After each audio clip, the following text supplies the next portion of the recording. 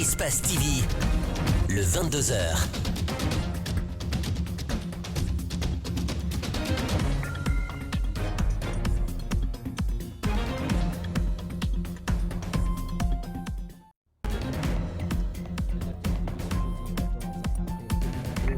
Mise en liberté introduite par les avocats du colonel Mamadou Alpha Bari s'est tenue ce jeudi à la cour d'appel de Conakry. Pour la délibération, il faudra encore patienter jusqu'au 21 avril prochain. Un mort et plus de 10 blessés, c'est le triste bilan d'un accident de la circulation enregistré ce jeudi à Anta dans la commune de Matoto. Sur les lieux du drame, plutôt que d'apporter assistance aux 5 sinistrés, les premiers témoins se sont mis à filmer la scène avec leur smartphone. À 72 heures de la Pâque, les fidèles chrétiens ont célébré ce jeudi saint. Cette célébration est faite en souvenir du dernier repas de Jésus-Christ avec ses 12 apôtres. Ce sont les titres. Bonsoir et bienvenue à tous.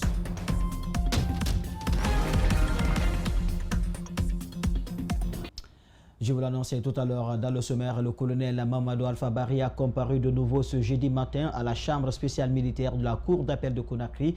L'audience a porté sur la demande de mise en liberté provisoire introduite par ses avocats il y a 4 mois. Au terme des débats, la délibération a été renvoyée au 21 avril prochain. André Mossier-Milimono, Abouakar Kekebangoura. Poursuivi pour vol aggravé, le colonel Mamadou Alpha Bari a été jugé par le tribunal militaire et condamné à l'époque à 4 ans de prison. Le dossier est en cassation à la Cour suprême de Conakry et ses avocats tentent d'obtenir une liberté provisoire pour lui, et ce, après qu'il ait purgé plus de la moitié de sa peine.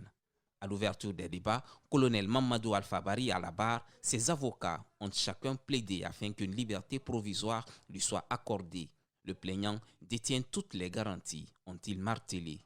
Si une demande de mise en liberté n'est pas examinée dans le délai, c'est la remise en liberté immédiate.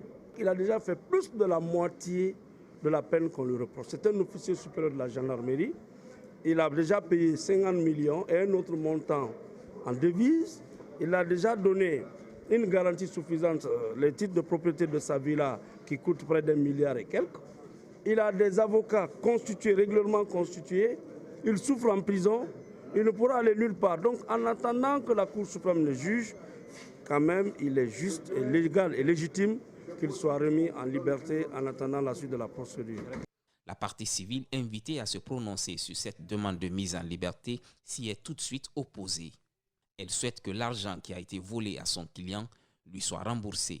La partie civile n'est pas satisfaite parce que la partie civile ne s'est pas fait rembourser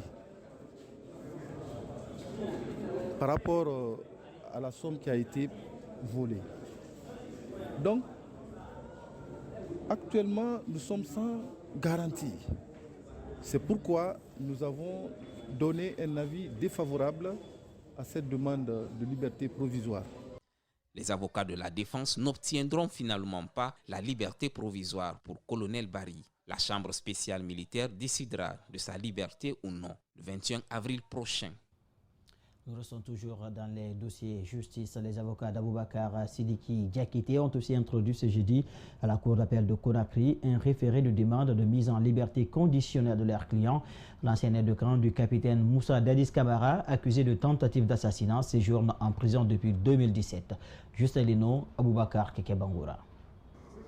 L'état de santé de leur client, Aboubacar Sidiki Diakité alias Toumba, les préoccupe. Détenu depuis 2017 à la maison centrale de Conakry sans l'ouverture de quelconque procès.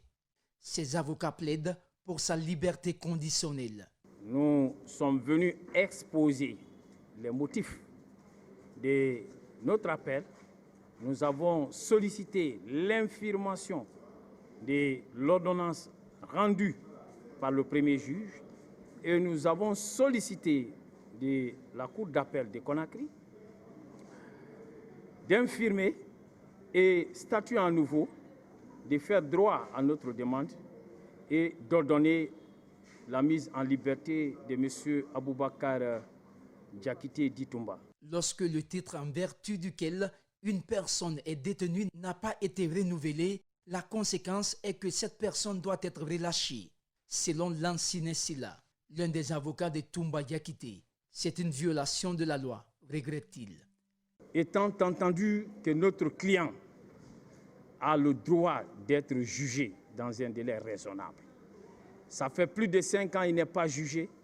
Et si c'est le cas, il est également en droit d'exiger à ce qu'il soit mis en liberté en attendant l'organisation de son procès. Poursuivi pour tentative d'assassinat de l'ancien président de la transition, le capitaine Moussa Dadis Camara, la décision d'obtention d'une liberté conditionnelle de Toumba Diakité est donc attendue pour le 28 avril 2022. Et puis Maître Salif Biavogui annonce la reprise des actions pour l'exécution du mandat d'arrêt international décerné contre Fatou Nyeloy. Il y a quelques mois, l'accusé a été condamné par le tribunal de Kalo pour une affaire d'injures qu'il oppose à Cellou Dalein Diallo et sa famille. Concernant ces injures récentes contre le président de la transition, elle pourrait être condamnée à plus de 10 ans de prison. Bernard Kondouno, Obakar Kekebangora ont interrogé Maître Salif Biavogui. Suivez. Connu pour ses injures sur les réseaux sociaux, Fatou Nyeloy, récemment condamné à 4 ans d'emprisonnement par le tribunal de Kaloum avec la délivrance d'un mandat d'arrêt international, n'a pas mis fin à ses attaques sur les réseaux sociaux. Maître Salif Biavogui, l'avocat du plaignant, dit ne pas savoir pourquoi la condamnée n'est toujours pas saisie par la justice. Il annonce la reprise des procédures pour saisir l'Interpol afin que l'accusé puisse purger sa peine en Guinée. À l'instant, nous avons le mandat d'arrêt qui a été décerné contre elle et nous ferons en sorte que le procureur de la République prenne le tribunal qui a prononcé la décision, que ce mandat soit transmis à Interpol pour que les services d'Interpol soient mis en branle. Parce que trop, c'est trop. Au jour d'aujourd'hui, la liste de ces innocents ne fait que s'allonger. Ce jeudi, un nouveau mandat d'arrêt international est annoncé contre elle pour des injures infligées ces derniers temps contre le président de la transition. Maître Béa mesure déjà la peine qui pourrait lui être attribuée. Non, ça dépend, mais ça va jusqu'à 5 ans. Et ce sont des infractions commises par voie de cybercriminalité. La peine va jusqu'à 10 ans et une forte amende. Selon des sources proches, l'accusée serait en fuite aux États-Unis où elle continue ses injures contre des personnalités guinéennes. Et puis, autre sujet, dans l'actualité nationale à Ratoma, les assises communales ont été lancées ce jeudi. C'est la maison des jeunes de Kipé qui abrite cette rencontre. La commune de Ratoma concentre à Conakry l'essentiel des victimes de violences politiques ces dernières années. Mais à ces assises, celle-ci semble peu intéressée. Comme vous allez le voir sur ces images, la mobilisation n'était pas au rendez-vous. C'est le constat de nos reporters Zina Bangora et Aluba qui étaient là-bas. Suivez. La commune de Ratoma, la plus grande après celle de Matoto, a enregistré ces dernières années le plus de victimes lors des mouvements socio-politiques. Ces assises ouvertes ce jeudi offrent l'opportunité à tout citoyen de venir parler pour se faire entendre. Mais la faible mobilisation des citoyens dans la salle en dit long sur leur regard quant à ces assises. Leurs représentants sont là et ils sont en train de s'exprimer. Pourtant, ces assises ont pour objectif d'écouter les populations, recueillir leurs préoccupations et recommandations, mais aussi se pardonner. Les dispositions ont-elles été prises pour la réussite de ces activités d'assises dans cette commune? Le président du comité communal des assises de Ratoma répond. Nous aurons 3 points focus dans les quartiers, plus près des citoyens, pour pouvoir les écouter, les entendre. À tour de rôle, chacun a expliqué son ressenti. Le président du conseil de Ratoma, par exemple, a vu sa maison incendiée, ce qui serait provoqué par des citoyens. Aujourd'hui, il dit pardonner, mais il a un message pour le gouvernement. Qu'il y ait pardon, il faut se débarrasser des causes qui ont causé le pardon d'abord. Si on cherche à surseoir momentanément les actions politiques. Par contre, cet autre citoyen n'apprécie pas. Il estime que la justice devrait prendre le devant. Il faut que les gens qui ont pris les fusils, tirés à bout portant sur nos amis, comme des moutons, soient jugés. Les attentes sont nombreuses chez les populations. Il reste à savoir si les Guinéens accepteront de tourner la page. En tout cas, On saura à la fin de ces assises, prévues le 29 avril. Sur le même sujet, à Boké, les autorités ne sont pas restées à marge de l'initiative du chef de l'État. Elles ont, ce jeudi, rencontré les sages, les jeunes, les activistes de la société civile et les femmes. C'est la Maison des Jeunes qui a servi de cadre à l'événement. Chaque couche sociale a, dans sa prise de parole, exprimé ses peines. Explication avec Mamadou Pété Diallo, Essatou Kisso Diallo et Salifoli Fossissé. Réconcilier les Guinéens avec leur histoire et réconcilier le peuple avec lui-même, c'est l'objectif de ces assises nationales dénommées Journée de pardon et de vérité. Une initiative présidentielle qui s'étend sur tout le sol guinéen en vue de donner la parole à ceux qui ont été victimes d'injustice. Un moment saisi par les autorités de Boké pour souligner l'importance de cet événement jugé historique. Il faut les assises nationales pour que les Guinéens puissent se dire les vérités, se pardonner. Après, je crois on va amorcer, si vous voulez, un développement harmonieux et équilibré. Ce qu'ont déploré les participants, c'est l'absence de certaines personnalités. Présent, le préfet de Boké rappelle que la volonté du chef de l'État va dans l'unification des Guinéens et que c'est une première fois dans le pays. Il a également mentionné le handicap du fait que ces personnes aient manqué aux assises. On ne peut pas se pardonner en coulisses, ni en famille. Tu n'as pas fait mal seulement aux membres de ta famille. Tu as des voisins et tu as d'autres personnes. L'assise là, c'est pour que l'ouverture soit faite à tous les Guinéens et à tous les Guinéens de se pardonner.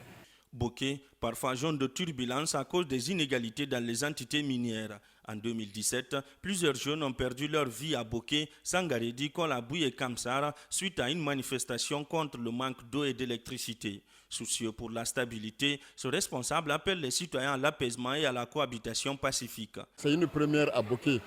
Donc la population doit saisir cette opportunité pour qu'on puisse se dire les quatre vérités et pardonner. Boké étant une zone minière, il est important que les gens puissent dialoguer, que les gens puissent se pardonner et qu'on puisse réellement mettre en place un développement harmonieux et équilibré pour la préfecture de Boké. Selon le programme établi par le président du comité préfectoral des assises, toutes les collectivités de Boké vont être touchées, une manière de faire parler tout le monde. Dans l'Union européenne, la plus grosse coupure de billets est le 500 €. Aux États-Unis, c'est le 100 $. Et dans la zone franc CFA, c'est le billet de 10 000 francs CFA. En Guinée, nous avons le billet de 20 000 francs. Selon des spécialistes, c'est parce qu'ici, on produit peu et aussi, on n'a pas su valoriser les petites coupures. C'est l'exemple du billet de 100 francs guinéens qu'on ne voit plus dans la circulation depuis plusieurs années. Mohamed Sadiouba, Ibrahima Souri 5 Souma. Pour le retrouver facilement, désormais, il faut partir sur Internet. Dans le marché et dans les porte-monnaies des Guinéens, le billet de 100 a depuis très longtemps disparu. Ça fait longtemps, je ne vois pas les 100 francs. Quand tu veux jouer tombola maintenant, il faut demander à quelqu'un, fais-moi sortir 100 francs. Il ne peut pas faire sortir. Mais où sont partis maintenant les 100 francs? Nous-mêmes, on se pose la question. Même si tu vois, c'est pourri. La raison, c'est qu'aujourd'hui, le billet de 100 à lui seul ne peut rien payer. Dans cette boutique, par exemple, l'article le moins coûteux vaut 5 billets de 100. Le lait, 1000 francs. L'escafé cherché là, maintenant, c'est 2 à 1500. Aujourd'hui, il n'y a pas un produit qui coûte ici à 100 francs guinéens. Aujourd'hui, il y a beaucoup d'enfants qui ne connaissent pas le billet de 100. En 2012, l'ex-président Alpha Condé a voulu redorer son blason. Des milliards de billets ont été alors imprimés, mais très rapidement, ils ont montré leurs limites. Alors aujourd'hui, est-il possible de faire revenir le billet de 100 ou les pièces de 50 et de 25?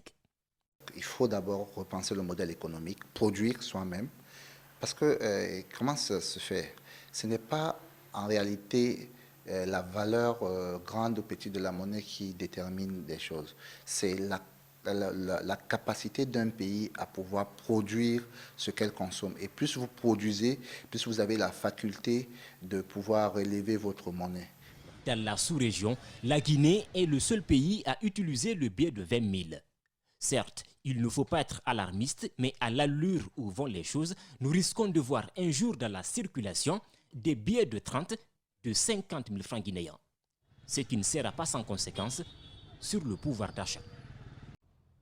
À présent, cette triste nouvelle que je vous avais annoncée dans le sommaire, un double accident fait un mort et 10 blessés ce jeudi à Anta, dans la commune de Matoto. Des citoyens venus en spectateur se sont plutôt mis à filmer la scène que de porter assistance aux victimes. Cet autre drame se produit alors que les mémoires sont encore fraîches sur les cas d'accident enregistrés au niveau de Anta, la pente donc qui mène vers Sonfonia. C'est un reportage de Fatoumata Bintabari et Yamar Alexil. Le premier accident s'est produit dans la nuit du mercredi à ce jeudi selon les témoins. C'est un camion-conteneur qui a perdu le contrôle avant de se renverser avec son contenu. Là, il n'y a pas de perte en vie humaine, mais le pire s'en est suivi. Nous n'avons pas eu de victimes, seulement nous avons eu un peu de dégâts matériels. C'est entre-temps, il y a un car qui venait de Dabompa, le car de Albarak, qui est venu maintenant en voulant dévier le rond-point. Il est arrivé jusqu'à un certain niveau, là où il est venu se coincer tout juste à ce niveau. Il est éteint. Maintenant, les gens sont venus pour pousser. On a poussé pour le prendre maintenant le chemin. Il est descendu maintenant complètement en prenant l'autoroute. Il a trouvé des gens qui sont derrière les palettes là. Ils étaient là, bon, voilà, il est venu maintenant, il a monté sur les personnes. Donc, on a pu identifier quelque chose de 10 personnes. Bon, en plus, il n'y avait pas eu de mort en place, mais quand même, on m'a appelé, on m'a dit qu'il y a déjà quelqu'un qui est décédé. Ce jeune diplômé en gestion d'entreprise a fait un triste constat du comportement de la société face au malheur de ses semblables. Il dénonce la non-assistance d'une personne en danger qui a fini par perdre la vie. J'ai vu un corps par terre, mais en voyant le corps, j'ai vu un policier et un gendarme tenir des téléphones en main, au lieu de sauver les corps, faire des filmages. Du coup, j'ai vu des personnes encore, il y avait presque 6 à 7 corps. Au lieu de sauver les gens, ils n'ont pas pu. On faisait des filmages seulement pour mettre les réseaux sociaux. Ce vieil homme, comme tout habitant du quartier Anta, sait que ce genre de drame n'est pas nouveau dans leur localité. À quand les mesures concrètes pour sauver des vies, se demande-t-il. L'intérieur du marché est presque vide. Nous avons tout fait pour que les gens intègrent le marché, éviter le carrefour pour éviter les accidents. Vraiment, nous sommes dans l'impossibilité. Entre embouteillage et mauvais état des routes, les Guinéens sont souvent endeuillés. Comme pour dire qu'en Guinée, la route tue incessamment. Nous restons toujours dans la circulation routière pour dénoncer l'indiscipline des conducteurs de tricycles. On en parle à Conakry. Ces motos à 3 roues sont visibles partout dans la circulation routière, même si ces engins sont convoités par une bonne partie de la population en raison du coût relativement bas. Il faut dire qu'ils perturbent énormément la circulation aux yeux de certains citoyens. Nos reporters Justin Leno et Michel Sondakourma ont tendu leur micro à quelques-uns. Suivez. Lambaï, l'un des points de stationnement des tricycles. L'arrivée de ces engins roulants à Conakry remonte à 2019. À date, ils battent le record dans la circulation routière dans la commune de Ratoma. Ils ne sont ni voitures ni motos. C'est peut-être ce qui explique le comportement des conducteurs. Par rapport à les motos de 3 pieds là, ils sont nombreux. La manière dont se circule par rapport au milieu des véhicules, c'est dangereux. Souvent, les conducteurs de ces motos à 3 roues ont tendance à se comparer aux motos ordinaires, capables de zigzaguer entre les véhicules, quelle que soit l'ampleur des embouteillages. Un comportement qui n'est pas sans conséquence. Dès qu'il y a embouteillage, là où que les motos de 2 pieds là empruntent, et ceci là aussi, ils poussent même les motos de 2 pieds là. Des fois même, il y a des dégâts. Ahmed Silla, conducteur de tricycle, ne cache rien. Ces jours-là, il a eu le malheur de gratter le véhicule d'autrui alors qu'il tentait de s'offrir un passage. C'est sans doute la taille de l'engin qui l'a trompé. Marcher au milieu de la ligne, c'est pas normal. Mais ce que je peux dire par rapport à ça, nous n'avons pas de route, les carrefours ne sont pas grands à Conakry. Il n'a pas le choix car l'activité lui permet de survivre. Toutefois, dans les tricycles, ce n'est pas aussi le confort. L'engin roulant n'est entouré que de 2 chaînes de protection contre d'éventuels cas d'accident, ce qui ne rassure pas certains utilisateurs. Les gens ne savent pas maîtriser. On fait ça aujourd'hui, on donne à un jeune, il se comprend comme il a maîtrisé quoi. Et pourtant, ce n'est pas lui qui a arrangé. À cause de leur indiscipline dans la circulation, cet officier de police routière et ses collègues verbalisent au quotidien ses chauffeurs, mais aucun changement de comportement. Tout le temps, il vient à 3e position sur la route. Il nous fatigue. Les jeunes ne veulent pas que leur engin soit interdit dans la circulation au risque de perdre leur activité génératrice de revenus. Ils promettent d'être disciplinés. Située à proximité d'un caniveau, une école privée sise à Matoto-Bafon dans la commune de Matoto est en passe de disparaître sous le coup des ordures. Le canal, devenu un dépotoir d'ordures pour les citoyens, empêche parfois les élèves de suivre normalement les cours. Une situation devenue insupportable pour les responsables de cette école qui interpellent les autorités communales et le chef du quartier afin de trouver une solution idoine à cette situation. C'est un reportage signé Marissa Camara, Abdoulaye Camara. À force de verser des ordures dans ce caniveau d'évacuation d'eau usée, l'endroit a fini par devenir un dépotoir à proximité de cette école. Aujourd'hui, les immondices ont débordé pour étendre le dépotoir aux abords de l'école. Presque la moitié des salles de classe sont fermées. Pour éviter que les enfants respirent ces odeurs nauséabondes et éviter cette fumée qui peut provoquer des problèmes de santé. Nous avons rencontré des difficultés par rapport à ça, parce que ça a dû nous conduire à quitter les classes là pour venir par ici. Les voisins d'à côté jettent beaucoup d'ordures ici, on souffre beaucoup. La fumée, parfois, nous cessons les cours à cause de la fumée. Alors on aimerait beaucoup que le ministre nous aide à nous débarrasser de ces ordures, qu'il ait interdit aux voisins d'à côté de mettre des feux ici, car ça détruit nos poumons. Dans un premier temps, les responsables de cette école ont envisagé de fermer ce caniveau. Mais par manque de moyens, ils ont dû transférer les élèves dans les autres salles. Impuissants face à l'ampleur des ordures, ils invitent les autorités communales et le chef de quartier à venir en aide. Bon, en fait, ce n'est pas un dépotoir. Le voisinage, tout le monde laisse les ordures ici. Et on a essayé de sensibiliser le voisinage en passant par la mosquée. Ça n'a pas abouti. Nous sommes allés au niveau de la mairie. Je suis passé d'abord par le chef de quartier. On a déposé une correspondance à la mairie, mais c'est resté lettre morte. Si rien n'est fait au-delà de cette école, ce sont d'autres ménages dans les environs qui risquent d'être envahis par ces ordures. Direction Mamou, où désormais l'école Horefello porte le nom de Modisori Camara Digouze. Décédé il y a juste une année, cet ancien enseignant et basketteur international a longtemps fait la fierté de notre pays. À travers cette action, les autorités de la mairie de Mamou entendaient immortaliser un homme dont le patriotisme fait l'unanimité chez les citoyens de la ville Carrefour. Abdoulaye Diallo. Fondée en 1962, l'école primaire de Horefello est un établissement d'enseignement à caractère public.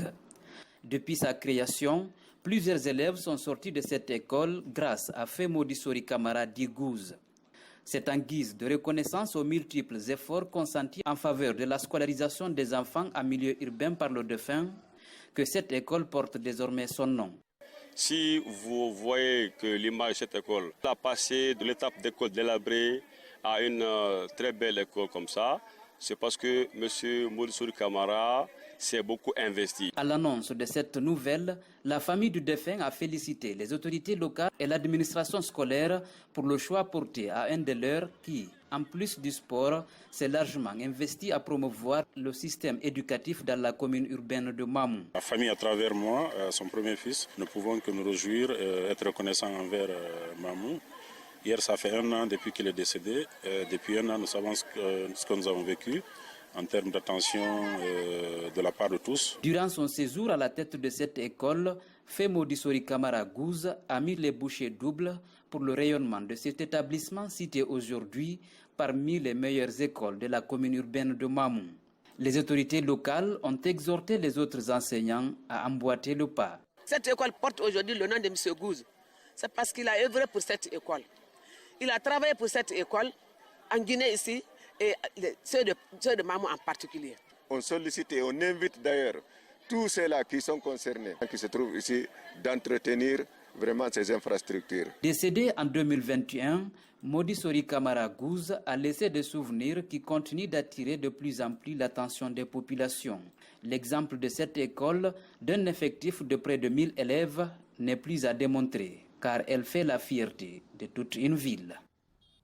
Dans l'actualité également, une campagne de sensibilisation sur les bonnes pratiques d'hygiène des aliments et les conséquences liées à la vente des produits impropres à la consommation a été lancée ce mercredi à Conakry. C'est une initiative du ministère du Commerce, de l'Industrie et des petites et moyennes entreprises à travers l'Office national de contrôle de qualité.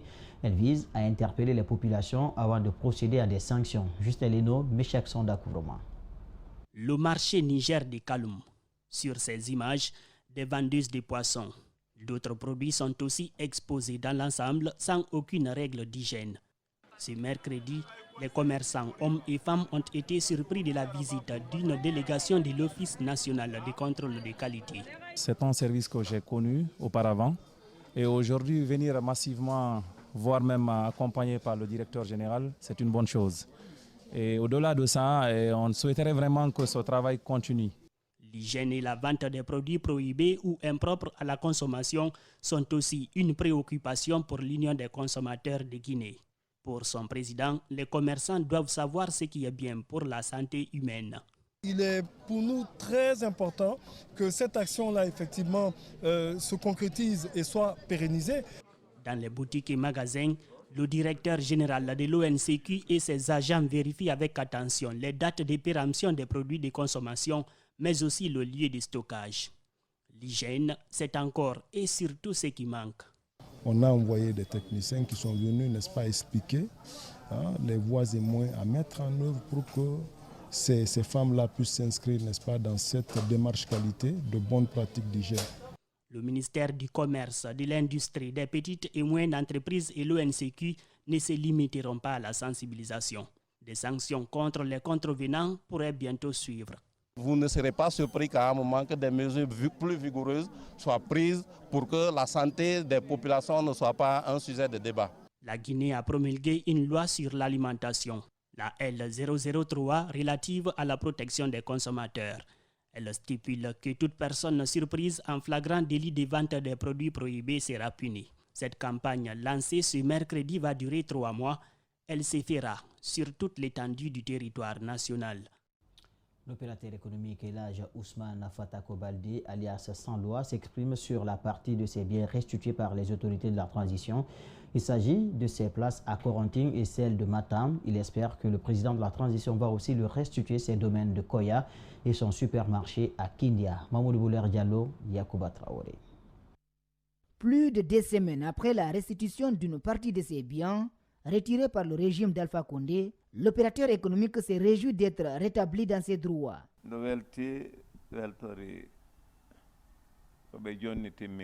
Je suis content et heureux pour mes biens restitués. Je ne désespère pas pour le reste. Je sais que ce n'est pas parce que je suis fort qu'on me les a restitués. Non, c'est parce qu'ils savent qu'on m'a causé du tort. Ils l'ont dit eux-mêmes et tout le monde l'a entendu. Les 2 années passées ne sont pas forcément les meilleures de sa vie économique. Dès après la restitution définitive de ses biens, Elhadj Ousmane Baldé s'emploiera à établir le bilan des pertes enregistrées. Ça relève du rôle des huissiers et des comptables. Nous allons auditer magasin par magasin, identifier toutes les pertes. Les 2 ans de manque à gagner des magasins qui étaient à location aussi, nous allons tout calculer. Nous ne disons pas forcément que ce sont les nouvelles autorités qui vont nous rembourser alors qu'elles n'ont rien gâté. Mais comme c'est l'État, c'est contre lui qu'il faut se prendre. En attendant, voici ce que demande l'opérateur économique aux dirigeants de la junte militaire au pouvoir. Ce que je vais plaider auprès du gouvernement de la transition et du président, le colonel Mamadi Doumbouya, c'est de compléter ses bonnes intentions bénies. J'avais dit au président Alpha Condé que si lui il détruit mes biens, un autre viendra me les rétablir. Nous sommes maintenant à ce stade de réparation. Ce mercredi, le président de la transition a annoncé la poursuite de l'opération de récupération des biens de l'État à l'intérieur du pays. À cette occasion, Elhadj Ousmane Baldé espère entrer en possession de la totalité de ses biens dits confisqués depuis 2 ans. Et puis je vais l'annoncer dans le sommaire, 3 jours avant le dimanche de Pâques, les catholiques célèbrent le jeudi saint en souvenir du dernier repas de Jésus-Christ avec ses 12 apôtres. Elle est marquée aussi par le lavement des pieds en guise d'humilité et d'amour envers ses apôtres. Antoinette Dédéonevogui et Brahmasoul Kamara reviennent de l'église de Bonfi. Suivez. Le lavage des pieds est toujours une tradition dans les églises catholiques en ce jeudi saint. Dans le geste du lavement des pieds se révèle l'amour infini de Dieu et le grand sacrifice de son salut. Le lavement des pieds, comme je le disais, c'est toujours l'humilité. Jésus s'est abaissé. Parce que c'est pourquoi il y a eu une réaction de Pierre pour dire que « Ah, toi, un maître, tu laves mes pieds ». Et Jésus a dit « Vous allez comprendre plus tard ». Et c'est plus tard ils ont compris que Jésus partait dans le sens de l'humilité, de l'abaissement. À la suite de cela, l'Église a donc institué le lavage des pieds de 12 fidèles à chaque jeudi saint à la mémoire de Jésus et ses apôtres. Pour 12 personnes, c'était les 12 apôtres qui accompagnaient Jésus. Et ces 12 étaient ses collaborateurs directs. Donc il a commencé à s'abaisser devant ses disciples pour que ces apôtres-là le fassent comme il a fait pour eux. À la paroisse Saint-Pierre et Paul de Bonfils, les bénéficiaires se réjouissent de cette grâce et promettent d'être au service de Dieu. C'est vraiment une grâce pour moi d'être choisi parmi tant et surtout en qualité de travailleur pour que mes pieds soient lavés par un prêtre en signe de rappel de ce que Jésus a fait à ses apôtres. Je pense que cela vraiment me ragaillardit, surtout en ces jours où commencent vraiment les festivités avant Pâques. Toujours prêt pour servir le Seigneur. Ça sera toujours notre vocation, notre credo. Prêt à servir le Christ pour toujours. Seulement que Dieu nous accompagne dans tout ce que nous faisons et que sa volonté aussi s'accomplisse à nous. C'est-à-dire sa grâce nous accompagne. Lors de la dernière scène à Jérusalem, Jésus va alors laisser un dernier commandement avant sa mort à ses apôtres qui dit, je cite, « Aimez-vous les uns les autres, comme je vous ai aimés ». Fin de citation. Bonne fête de Pâques par anticipation aux fidèles chrétiens de Guinée. Ce journal a été coordonné par Malik Sandiana Kamara et dirigé à la régie par Aboubakar Fotesouma et Jean-Marie Dimbaduno. Merci de votre attention. Les programmes continuent sur Espace TV.